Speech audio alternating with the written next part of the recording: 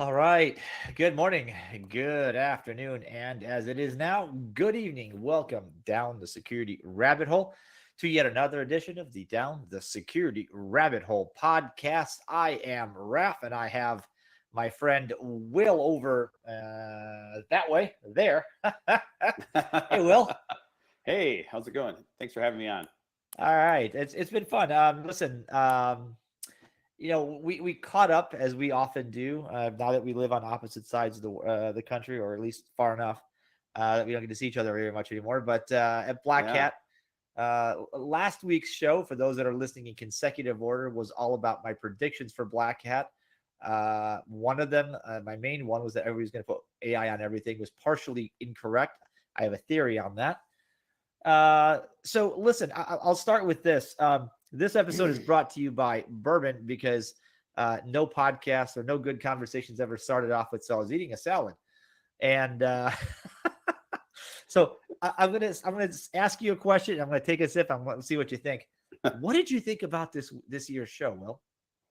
Um, it's funny because it had been, I think, about 5 years since I'd been to Black Hat. I think 2018 was the last time I went. Hmm. So I went in kind of with a very open mind, right? Because naturally the pandemic happened. I'd been to the very last pandemic era RSA, and then I went to the one, after that was declared more or less over.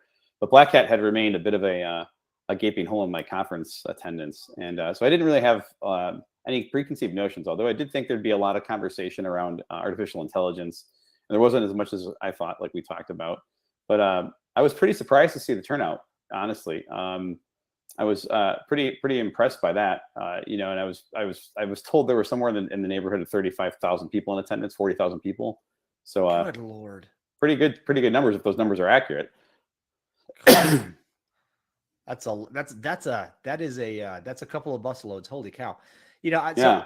I've been going, but my experience has changed over the last almost 20 years. In that I started going, it was like a privilege, right?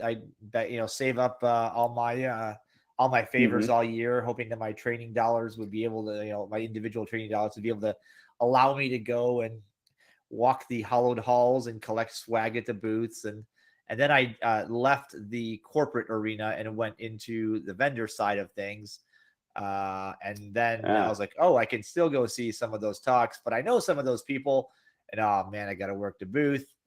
And probably over the last 7, 8 years, now it's like I go there because I have meetings with people, and I see where the talks are, but don't ever really get to go that way.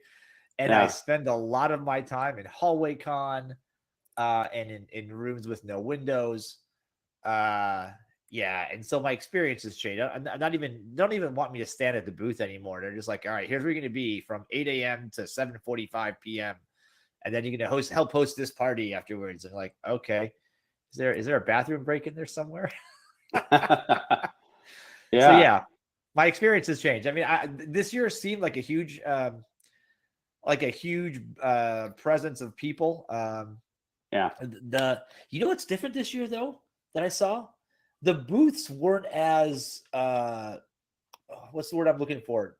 Crazy, Over the top, right? outlandish. Less There wasn't like sensationalistic. these massively overbuilt booths, right? Yeah. Yeah, it changed. That was noticeable, right? I think even before I think the pandemic, kind of came on the scene and changed everything for more than a little while. I think the trend had been to, in particular in Las Vegas, a lot of the booths had been to kind of take a more of a minimalist approach after about 2014 or 15. Probably for a lot of reasons. I started noticing it, kind of mid second decade. But yeah, I would say it was a lot cleaner designs, a lot less sensationalistic and bombastic. I didn't really see anything that was even remotely, I would say, controversial, like in the traditional sense of the way in which Black Hat booths used to be in Yeah, comparison to some of their analogs, like the RSA booths. So yeah, yeah. it was quite different, I found it interesting, and I always find it interesting, like where the big kids are and the major competitors. And I made some notes, right? And I found it super interesting that the companies that I expected to see, there's a couple that I expected to see that I didn't really like. Where was RSA? Like they usually have a massive booth. There's usually an HP. My old HP was usually a massive booth. Everything was kind of scaled down a little bit to, I guess, what would like to fit the actual business, right? Like if you know, you had two products and you know a square mile of booth space, like those days are gone. I found it super interesting, and this is my the thing I stopped and stared for a while. Like the two mortal enemies, the number one and number two in the EDR market, CrowdStrike and S1, were right next to each other, and I think they were trying to like out booth each other for a minute. But you know what blew my mind? Like out of all that, the fact that they were both inundated with people every time I looked. They're interesting, right? Because they're both supporting like F1 cars, right? They're both kind of into that, and they're clearly deep and wide in the EDR space and the next generation AV space, and ostensibly like in the XDR universe, right? So I mean they're pretty competitive, and it's what's interesting I think about them is that they both really do produce really high caliber products, right? There's a lot of truth in advertising with both those firms, so they definitely seem to have their loyalists, right? And it seems as though you've got the big three in that space, right? You've got those two, and then you've got Microsoft by way of default in terms of licensing. They do good technology, but I think it's kind of like that's the triumvirate these days. it is. I'll say this. In the last episode, I predicted AI would be everywhere and everything would be AI washed. It really wasn't as bad as I thought. And here's my theory. I think most of the booths were recycles from RSA. I'm shocked. Right? As budgets were probably tighter this year, so they can, kind of redo the thing. Or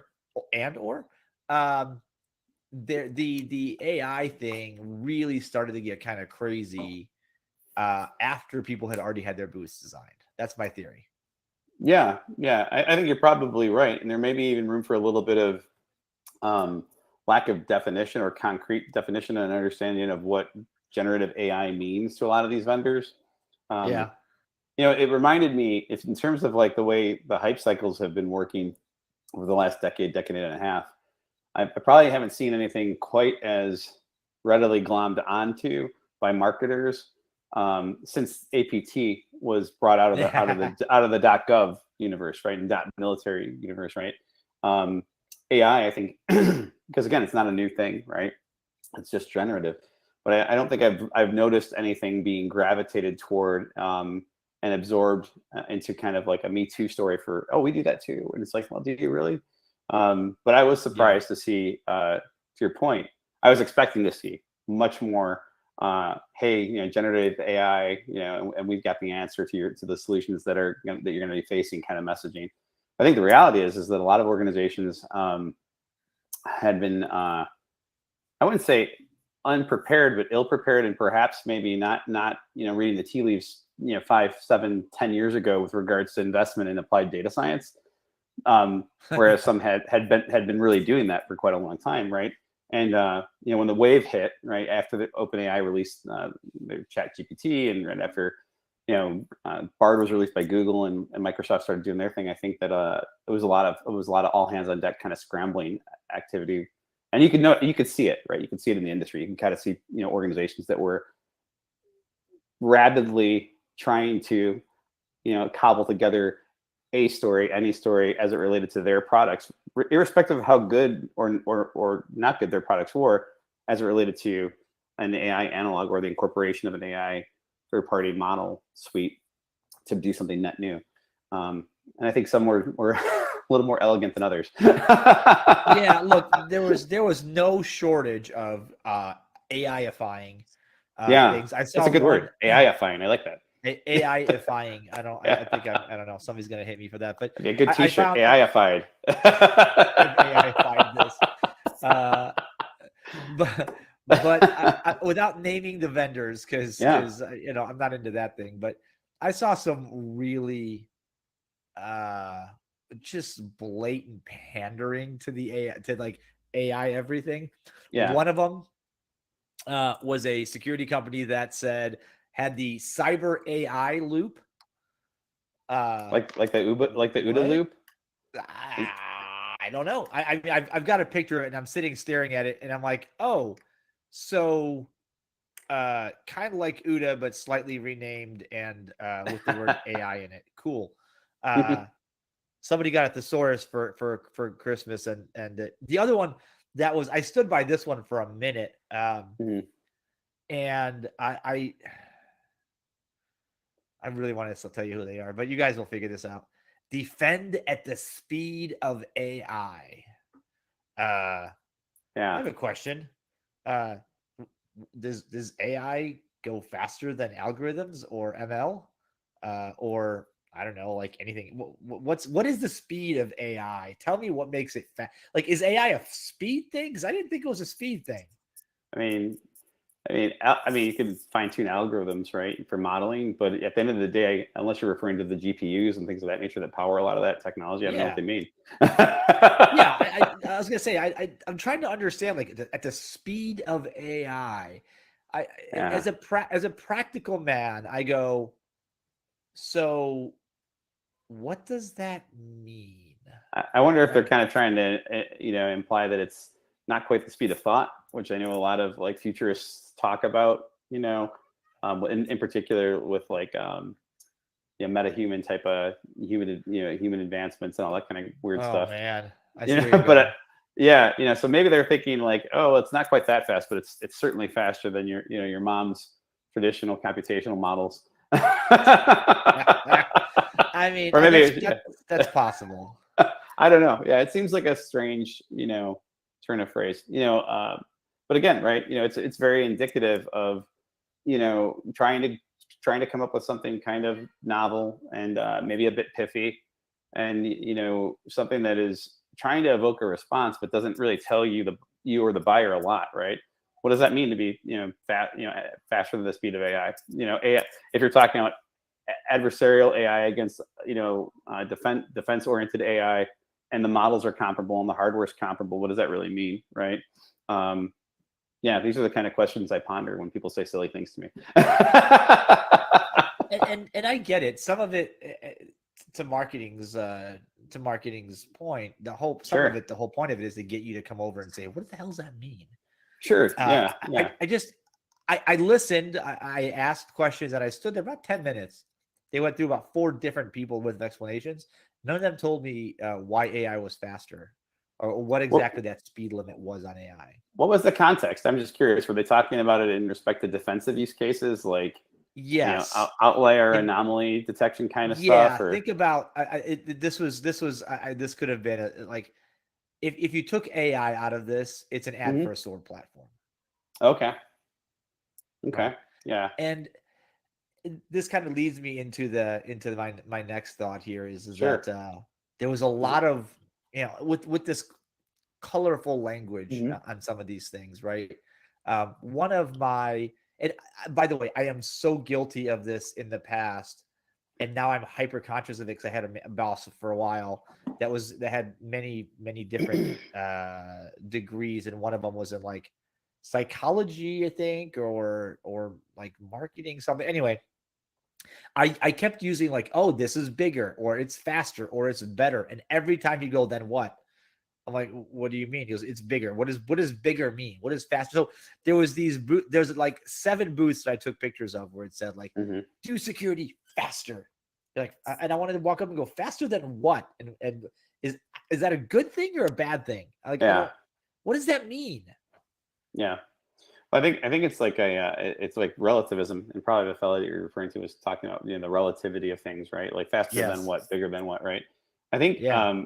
I think marketing people, many of whom are really well intentioned folks, oftentimes gravitate toward this type of messaging without thinking about the fact that at the end of the day, cybersecurity defense work is really less of a competitive race as opposed to being a long distance race, right? You're not really Yeah. competing against the organization next to your right or your left, you know, even if they're in your industry vertical, right? It's a very individualistic organizational thing, right? The programmatic sides, right? The pragmatic approaches to the application of technology, right? The execution. So I think sometimes they use these terms thinking that, like, that's going to give you a competitive edge, and maybe if you have the competitive edge, you won't get compromised and breached, but the other guy might, who may be in your same industry vertical. But that's not necessarily the case, right? Yeah. So, we might get in trouble for this podcast. If this is the one that I get in trouble for, then nobody's been listening for a long time. But it is funny though when they use that kind of language, right? It is. Yeah. It's kind of like an attempt to be poetic with weird technology messaging.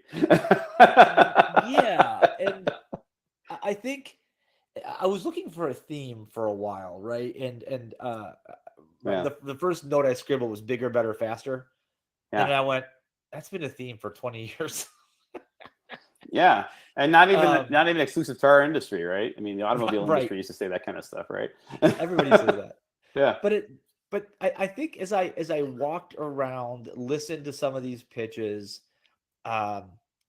listened to what they were saying versus what they were showing me versus what they were trying to convey, and I'll test this against you, see if you think I'm in the right ballpark. I think there's this sense that largely we are past. Now, let me just say, I think that we have been past this point for like 10 years. But regardless, I think there's a general acceptance of the fact that we are past the point where the analyst in the SOC can do the job of detecting malicious things, bad people, bad things, without a significant technology force multiplier, right? Yeah. So, and we tried that once with SOAR, but SOAR over-rotated on magic, and then just got crushed, and it just became automation. Yeah. But what I saw this past week was, you know what? You are screwed without us. You can't possibly analyze this many lines of code, this many log files, this many packets of traffic, this many disparate sources, this many, that many, and more of those many. And I think that's an important realization. And I want your thoughts on it. Yeah. Well, I think there's certainly been a propensity, over the last decade or so, maybe longer than a decade, maybe going back about 13 years-ish, 14 years-ish, to lean more that seen the industry lean more readily into kind of that FUD-driven marketing messaging. And I don't necessarily think that it's entirely intentional. I think some of it is the result of conclusion as it relates to an echo chamber that is oftentimes found in organizations large and small. We figured out we have the better mousetrap. We've solved the problem nobody else has. If you don't come with us, you're gonna suffer, right? Several years back, right, I think there was more, going back to about 2008, 2009, 2010, there was more of a propensity, I think, for people in the industry to kind of call out when they would see FUD. And in fact, there used to be a website, I don't know if you remember the old website, fudsec.com. You know that one?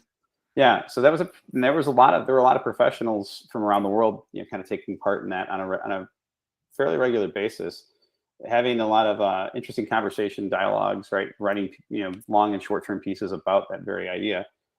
I think somewhere along the way, the messaging machines, right, that are tied and ultimately fuel sales motions, right, started to capitalize a little bit more off of that fear, uncertainty, and doubt, even innocently, right? Kind of the way in which actuarial entities will do that with regards to things like term life insurance, right? Hey, your family's important to you, right? And of course your family's important to you, right? Who would say it's not, right?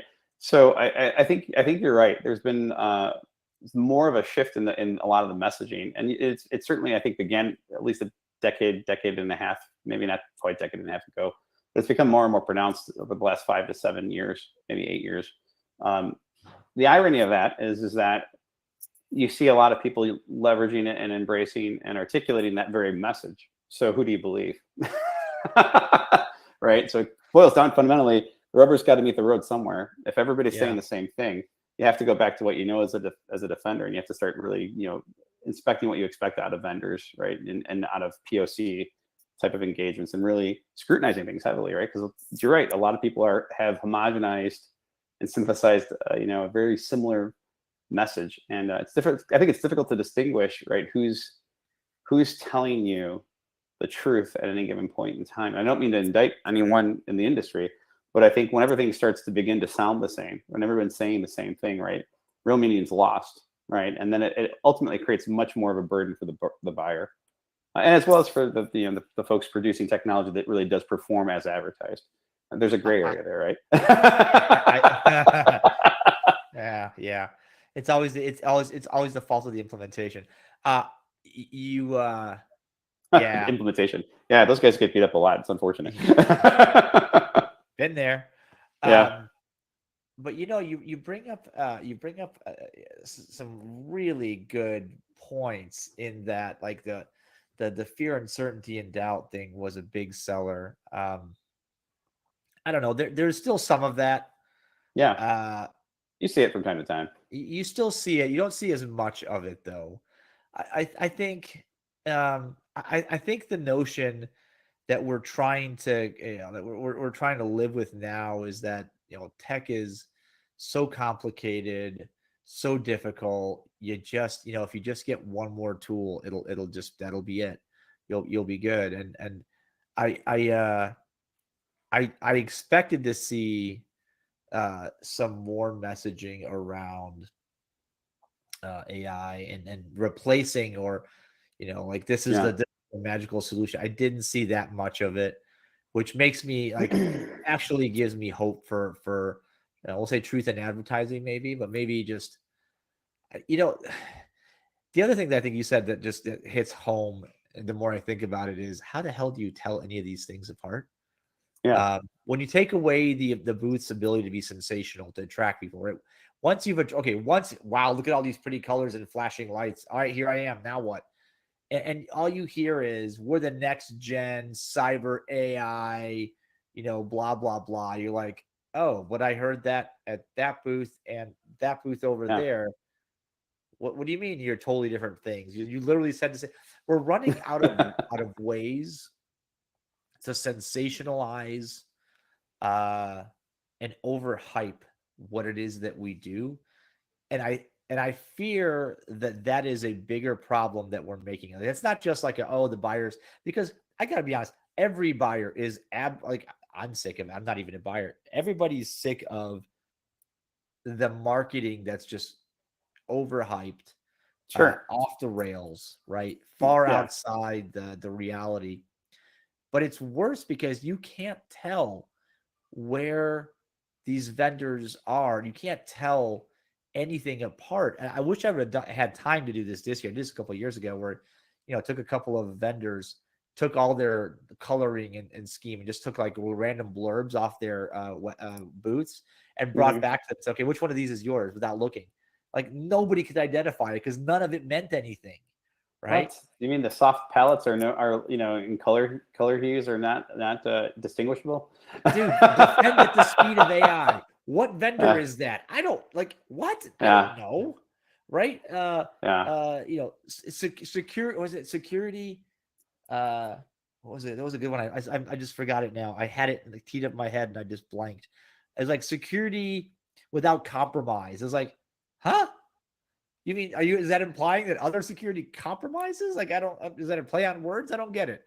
Well, I think people appreciate truth, right? And they appreciate transparency as opposed to opaqueness. And that's just human beings, right? I think if at the end of the day, I think what a lot of vendors and maybe a lot of sellers lose sight of, and it's really an Achilles heel, to an organization if they do, is that you're fostering and you're building up relationships with people. You're not just selling to, you're not just selling to the purchasing office, right? You're not just selling to the office of the CX, right? You're not just selling to procurement, right? You're selling to John or to Sally or to Roger or whoever it is, right? You're building up that rapport. and people gravitate toward people that they trust, and that takes time to build up that trust, right? It's very foundational to who we are as a species, right?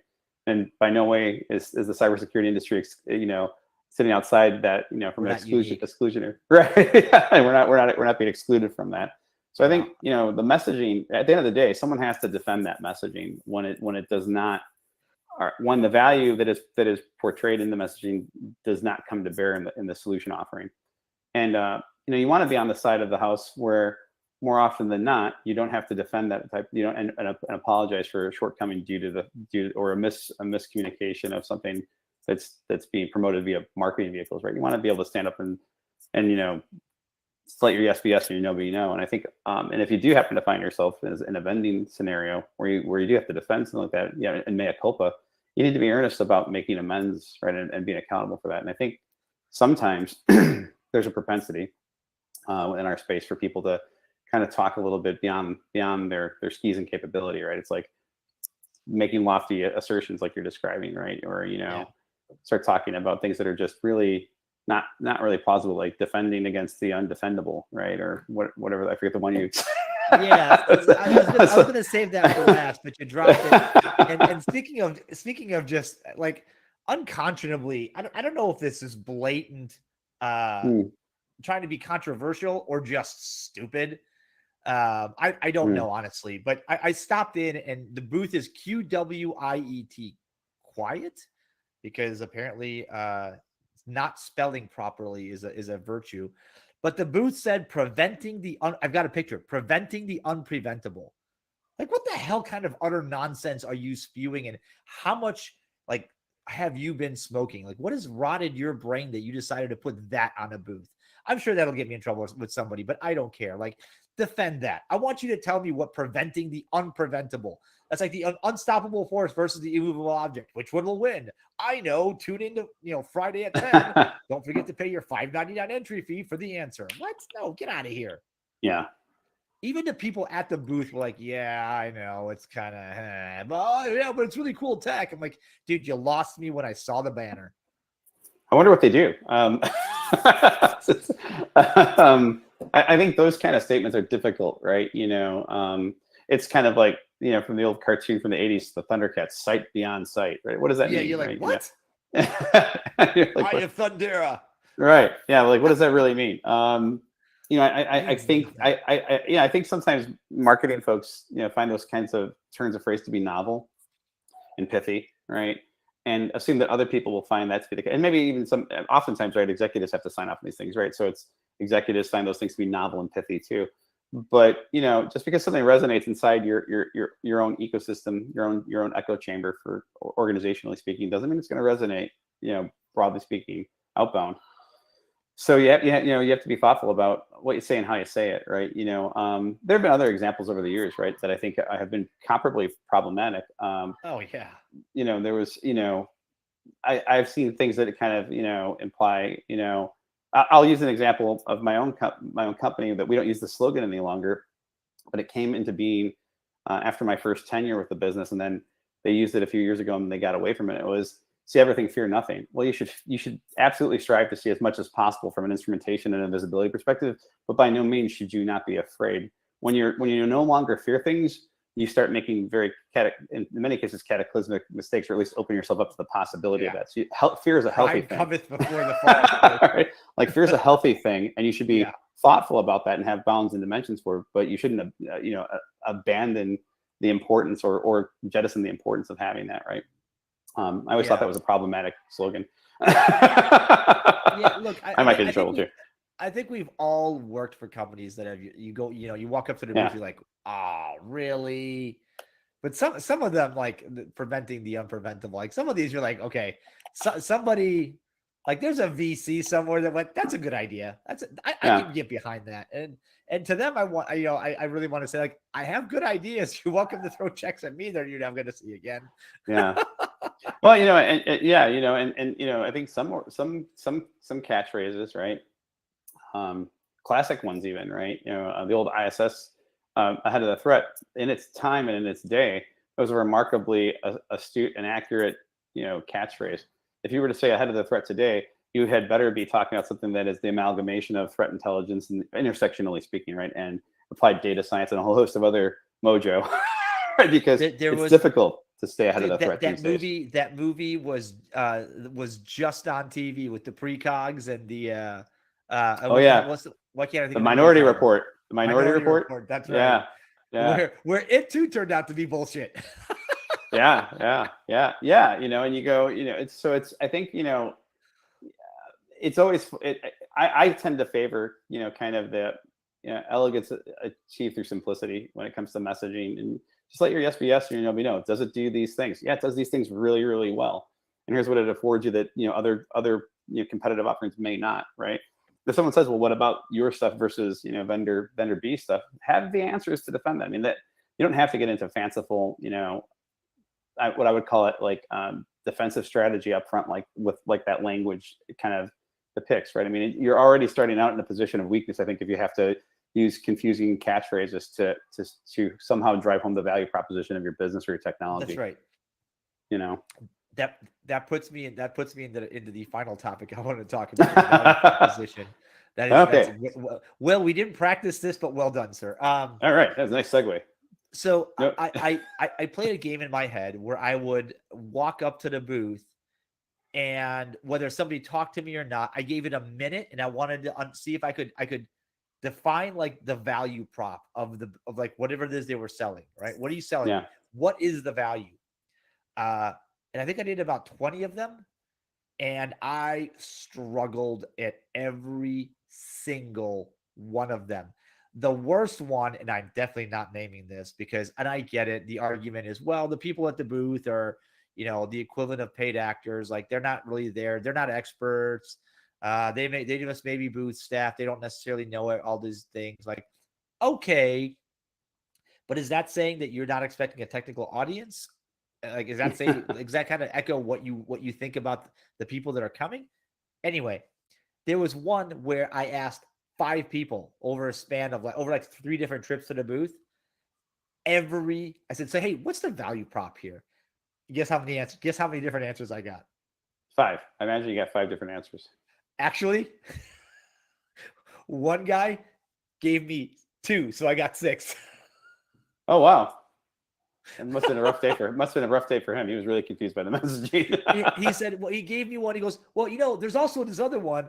I was like, oh, that one also doesn't match anything else anybody's told me. Like, I was hoping that we were at least like, okay, central theme of saving you money, or saving analysts clicks or time, or shortening a response window, or shortening mean time to respond, something.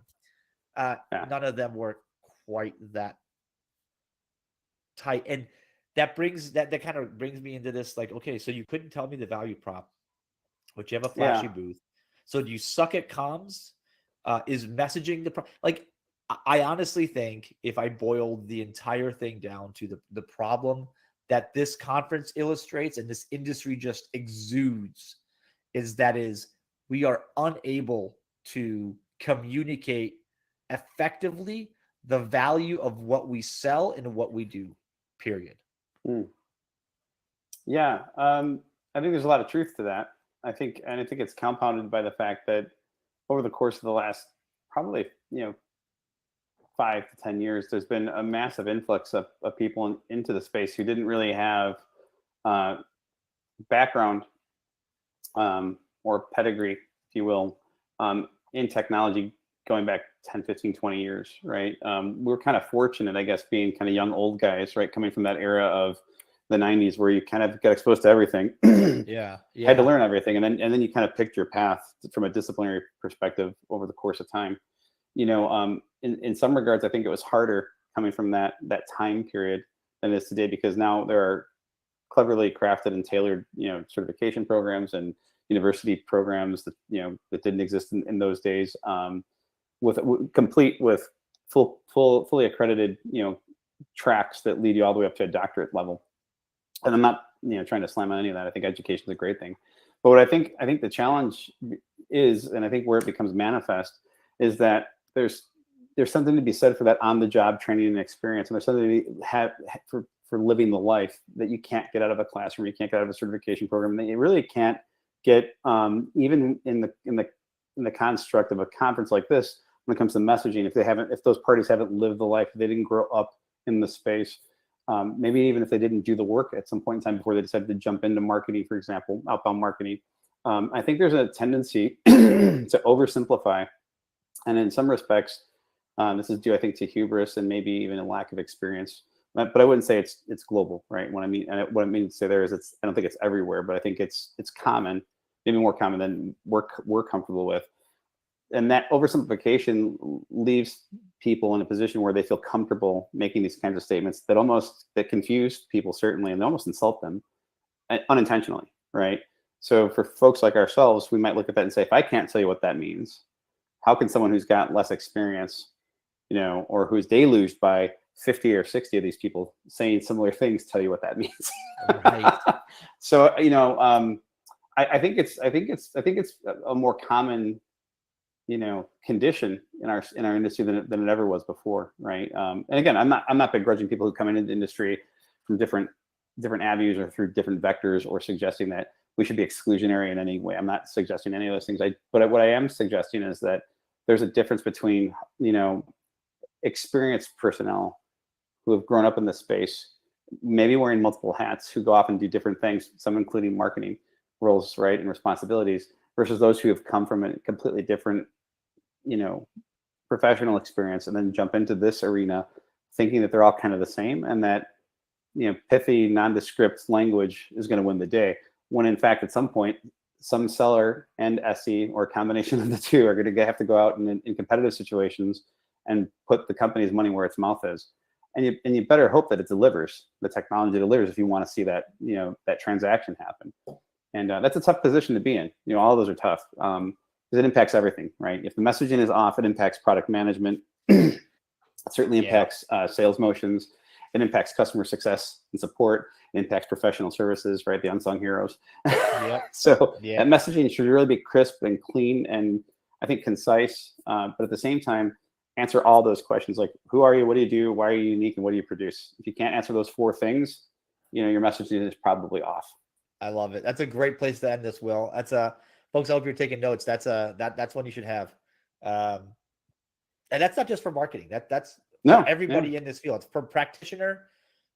What is it that you do? Why is it relevant? Why am I talking to you versus somebody else? Yeah. And this isn't to be right. And this isn't to be like combative or anything, but if I'm a buyer, good God, give me something to differentiate you by. Like, I need something. Yeah, I mean, it's a very simple idea, right? And I have to give credit to Tim Eads for kind of articulating that really, really well to myself and a buddy of mine, Kevin Hall, many years ago. That who are you, what do you do, why are you unique, and what do you produce? You should be able to answer that very, very simply and very easily. And if you're using slides or any kind of messaging, you should be able to answer it on one page. If you can't do that, your messaging probably needs work. Yeah. And on that note, that's a good place. That's a good place to cut us off. Mate, thanks for thanks for catching up. This has been fun. Yeah. I of course I'll try to go again next year, and we'll do this all over again. Yeah. I feel like I should, like, next year we should do bingo cards again, because we did bingo cards for a while, and it's just usually by like 15 minutes and you're like, I'm done. So yeah, maybe we should do an event next year. Maybe we could get like a sponsored event where we do like an event around that. Do something, some kind of prize, but you don't want to have the winner 10 minutes into day one. But that's right. Yeah, you got to be more thoughtful. We have to think about really kind of cheeky, hard to deduce ones. All right, folks, thank you for your time. Thanks for listening. If you were out there, I'm curious, what did you see? What did you observe? What did you hear? Do you agree with us? Do you disagree with us? Do you think I'm just completely nuts on some of the things? Were you impressed? Were you impressed by differentiation or the booths or anything interesting there? And on that note, Will, again, thanks for joining me, bud. We'll see you. We'll see you next time. Yeah, thanks for having me. And folks, thank you for joining us. We will catch you another time, another place, on another